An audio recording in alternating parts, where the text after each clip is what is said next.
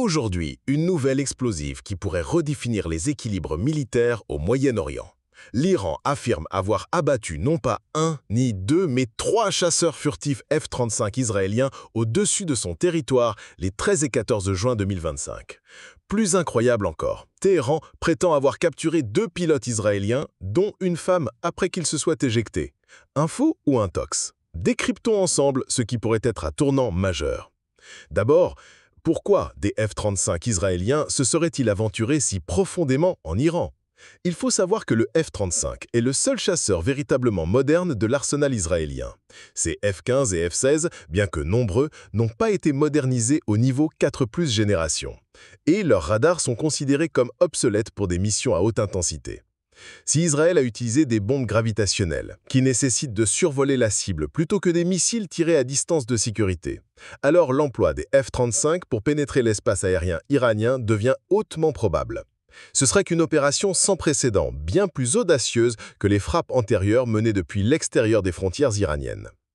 Alors, l'Iran a-t-il réellement les moyens d'abattre ces bijoux de technologie? Le F-35 est réputé pour sa furtivité. Cependant, l'Iran dispose d'un arsenal de défense aérienne colossal et de systèmes sophistiqués.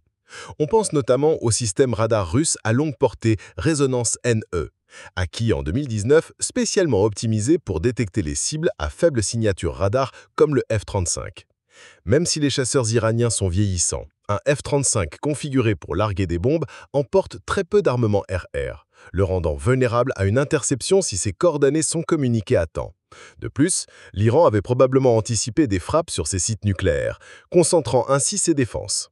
Bien sûr, il faut rester prudent, mais la capture annoncée de pilotes, avec la perspective de les voir utilisés dans des vidéos de propagande, donne un poids certain à ces affirmations.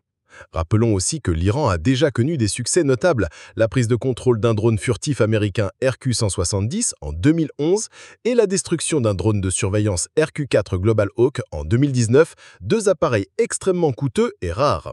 Si ces pertes de F-35 sont confirmées, que cela signifie-t-il? Perdre 3 F-35 lors d'une opération de pénétration aussi profonde contre des cibles lourdement défendues serait paradoxalement un bilan relativement limité. Si Israël avait tenté la même mission avec ses F-15 ou F-16, les pertes auraient pu être catastrophiques. La majorité des appareils n'auraient peut-être jamais quitté l'espace aérien iranien. Le F-35, même la version israélienne F-35I, avec ses systèmes de guerre électronique personnalisés, n'est pas invincible, surtout face à une défense dense et préparée.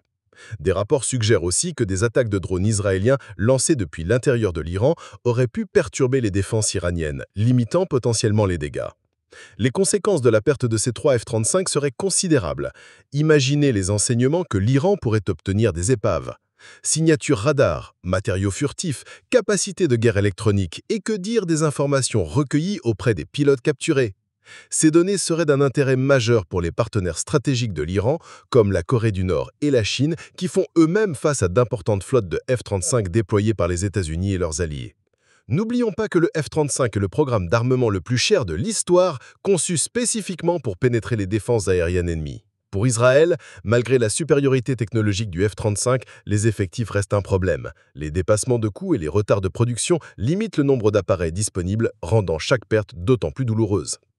En conclusion, nous assistons à un événement qui pourrait non seulement écorner le mythe de l'invincibilité du F-35, mais aussi fournir des informations cruciales à des puissances rivales.